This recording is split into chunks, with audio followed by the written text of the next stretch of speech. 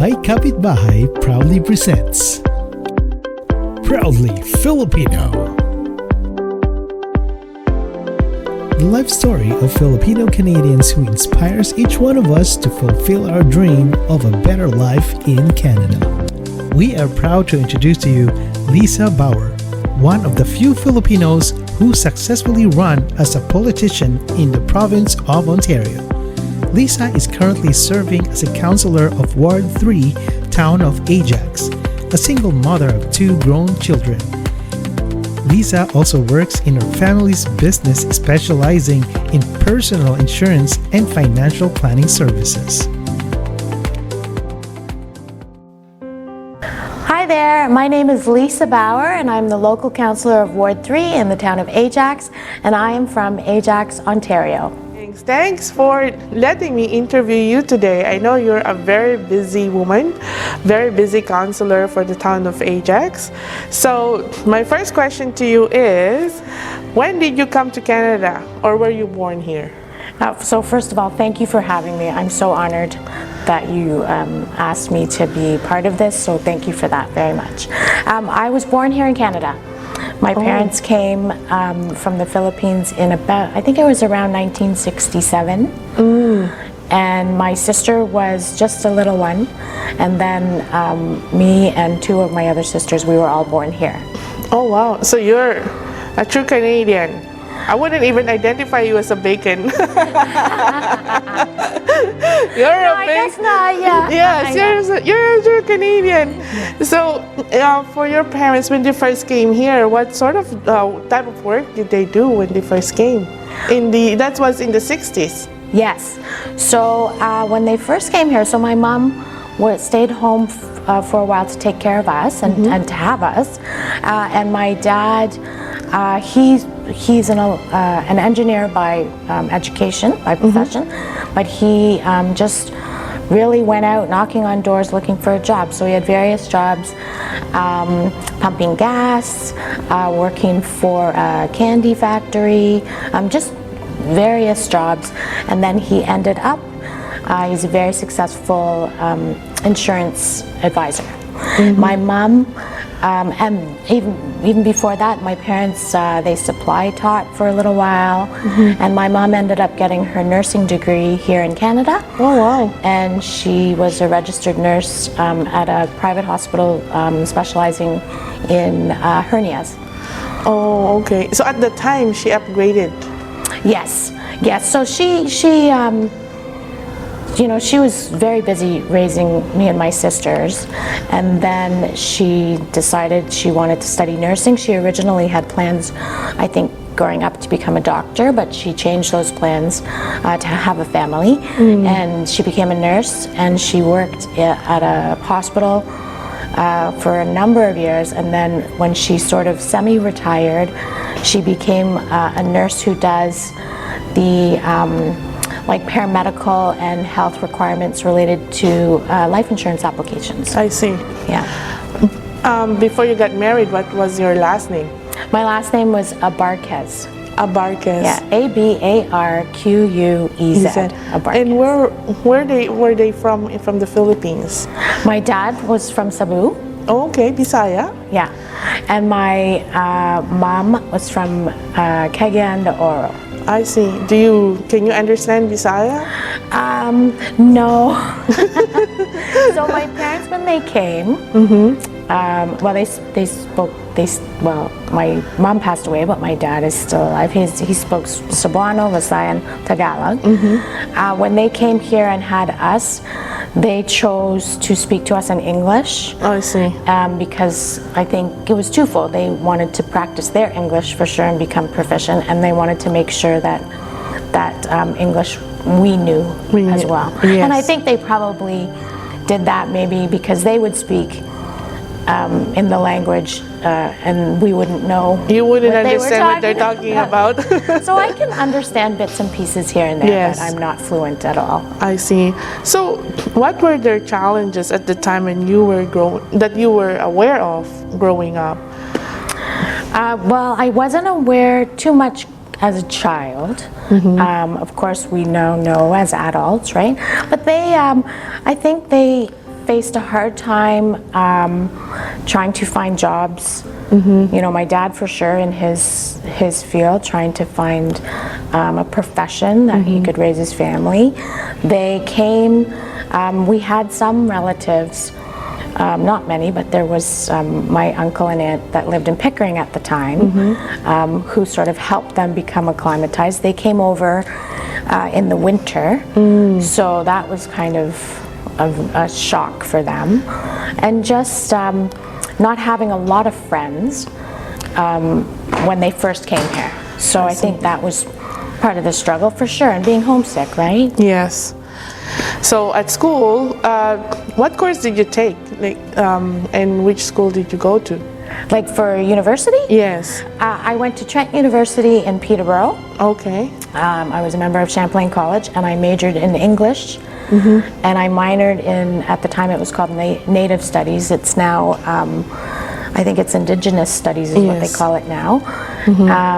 I was an arts major for sure, which is different from, so my sister studied business, my other sister studied psychology, my other sister was really heavily into drama and theater.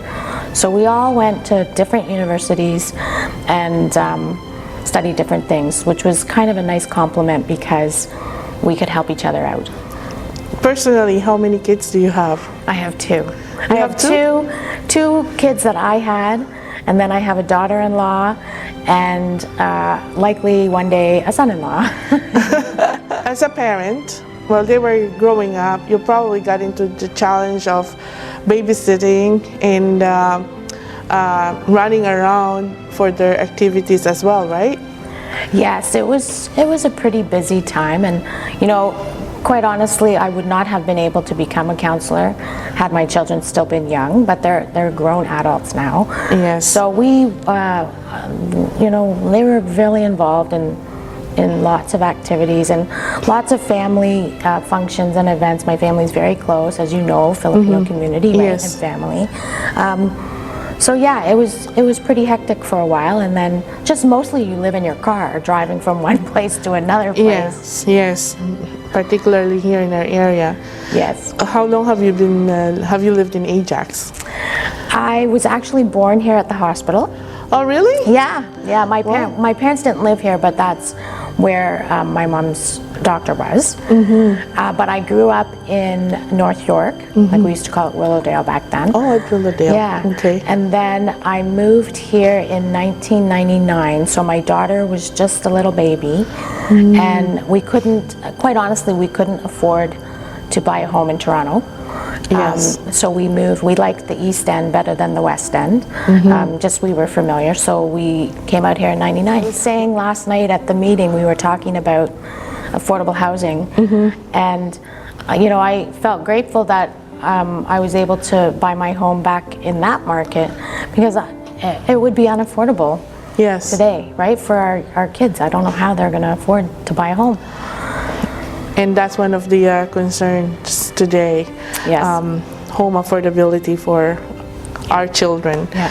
What motivated you to run for office in Ajax? Oh, so growing up, I work full time, but I always wanted to be involved with my kids in their school. Okay. So it's hard to do that when you work during the day. So I did what my parents did, which was I volunteered on the parent council, and that's because their meetings were at night. Yes. Right? I did that too. Yeah. So I did that for a number of years. My kids are a little over 5 years apart. So it was a long time to be in school. So I was on the parent council, and we just, at St. Bernadette Catholic School, and we just got super involved. Great way to build friendships, to build community, to help other people. And all, like, my best friends are all parents from the school. So I did that throughout elementary school, and then throughout the kids' high school. A little less visible because my kids didn't want me around when they were teenagers in high school, understandably. No one was. Yeah.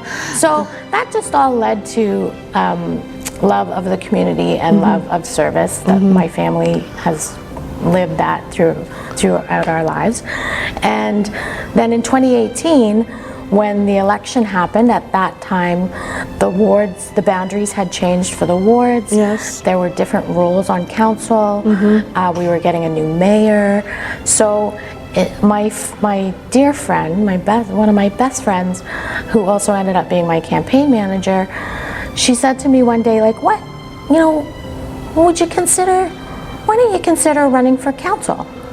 And at that time, I had no involvement in municipal government at all. And it took me a while to really think about it. I thought, oh, I don't know about that. Like, what do I know about politics or about government or how to run a town? And then as I did the research and we talked with some people and we met with some, politicians, and really what really drew me to it was the idea of like being able to help or serve like more people, not just the families at St. Bernadette, not just my friends of my kids or whatever. It was a whole broader pool. Yeah. So just that idea of being able to help. So that's really what motivated me. Of course, my kids being adults and not needing, my son doesn't live at home anymore, he's married. But then I had the time. Yes. So it was a big decision to make. Luckily I work with my family who have been completely understanding and flexible and very helpful and supportive. And my dad, who's always supported and encouraged us, was like, you got to go for this. Yes. So I talked to the kids. They were pretty excited about it, and that's when I decided, yeah, I'll do it. What is the job of a counselor? Oh boy. Maybe someone is watching out there and maybe they'll be interested to run as a counselor. Sure. So there's lots of roles or lots of things that counselors do. I look at it, first and foremost, you are representing your constituents. So you are trying to be available so that residents in my ward, Ward 3, can, if they have concerns, issues, things they want to talk about, and they feel that maybe they're not getting the information on their own, or they just want to speak to someone in the municipal level, they can contact me and tell me what their questions are, concerns are, and my role is to listen and to ask questions of town staff, or whichever party, to try and get the answers and help my residents. So it's a huge, it's again about service, right? It's like customer service almost. You just want to be able to provide what someone needs. Okay.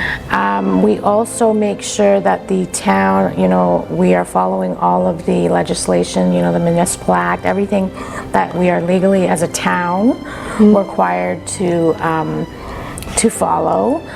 We are part of setting policies, reviewing bylaws, creating bylaws, being responsible for a responsible budget. For the town? For the town, yeah, just really making sure that the town of Ajax is a smooth ship, right? Yeah. Yes. What is your day like as a counselor? I answer a lot of emails, a lot of phone calls. Do you work here now? So I still have my full-time job. So as a local counselor, it's considered a part-time job. Okay. You get paid? I do get paid. Everybody on council receives a salary. Oh, there you go. Yeah. So I thought it's a free job. No, none of them. Even school board trustees, they're paid. Okay.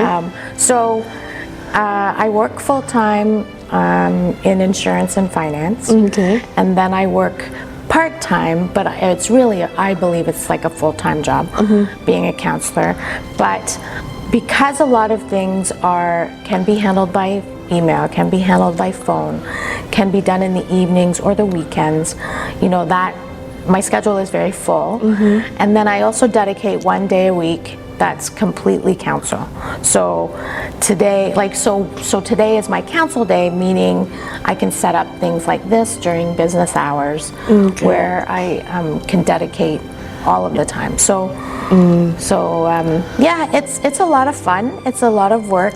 The learning experience has been amazing, but you have to really be committed to this job, and I am.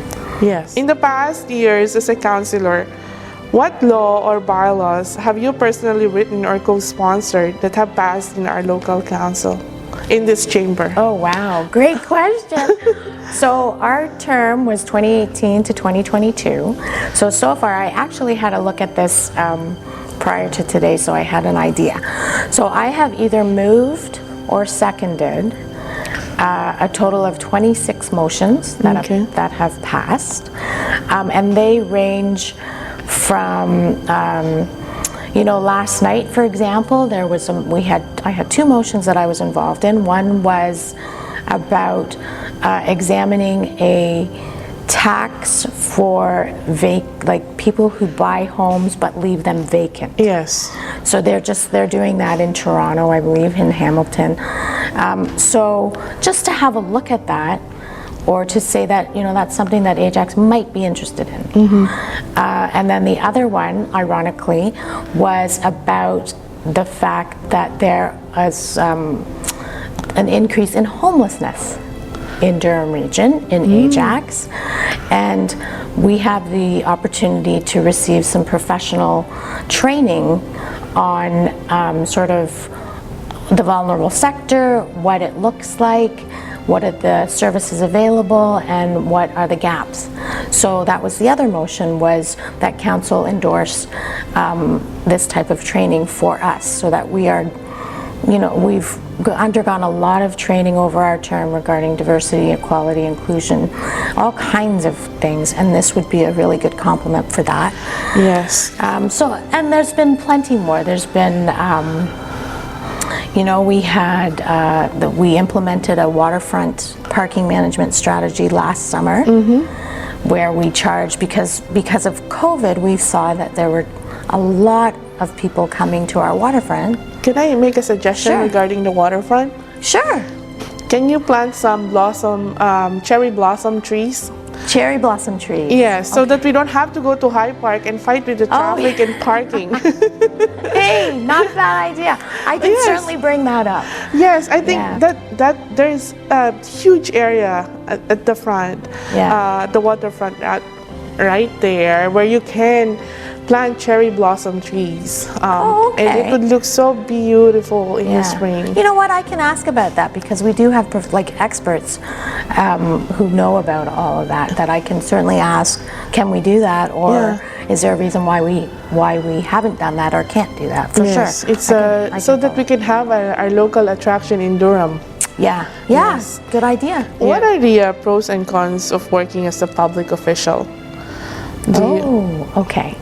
So the pros certainly is you get to meet a ton of people and learn about a lot of different things, and including parts of the history of Ajax, or parts of our town that maybe I wouldn't have even known about as a resident of Ward 3, right? So that's definitely a pro, being involved in making our town the best that it can be. Cons definitely would be, I don't often hear from residents who just are happy living their lives, and they're happy with the services and what they call home. They're usually happy, so they don't.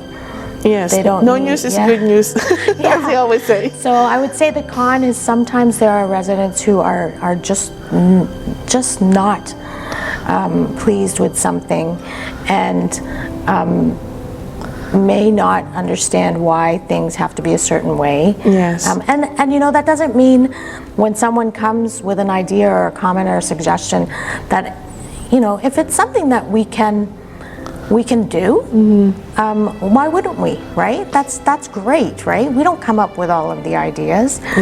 We certainly want to hear from residents, because everybody has good ideas, right? Yes. And then, but sometimes there might be a resident who isn't happy with something. Yes. For whatever reason, we cannot accommodate, and that just You know, Yeah.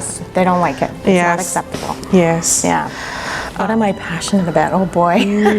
Well, again, I always go back to this job as service, service to others. I think it's important that we remember, you know, we are not all the same. Some people's circumstance, for whatever reason, you know, are struggling, and we need to have compassion. And Kindness. understanding, kindness, patience. Things happen. You know, one thing I have learned in municipal government is things, and I guess all government, things can take a long time. Yes. So, if just because I may not have an answer for you right now or today, that doesn't mean that I don't remember, like that I'm not working on it, or that I'm not advocating for change, or for compromise, for an answer. So you know, I feel passionate for Ward 3. We love our waterfront. We want to protect our waterfront. Yeah. We will not develop on our waterfront. I love the waterfront. It's beautiful, right? I walk there. Yeah, it's Almost beautiful. every day, And, yeah. and it's well maintained, well used. No, yes. It's really the jewel, right? Yes. And that it's available and it's public access for everyone. That's under your ward. Yes, part of Ward 3. Yes. The other thing, like when I think of what my residents have told me is important, of course the waterfront, and taxes. You know, I want to make sure that we are responsible with our tax. Fiscally responsible for Absolutely, tax. really Yeah. important. I'm accountable to the residents of Ajax, including myself, because Yes. I pay those taxes too. Yes, That we are always looking out for the best interests of our town. that's right. And safety, definitely safety, community safety. So that comes in the form of, you know, traffic calming. There's a lot of people who drive our streets way too fast Like or crazy. recklessly. Yeah. Yeah. So we have to, you know, that's something we need to look at.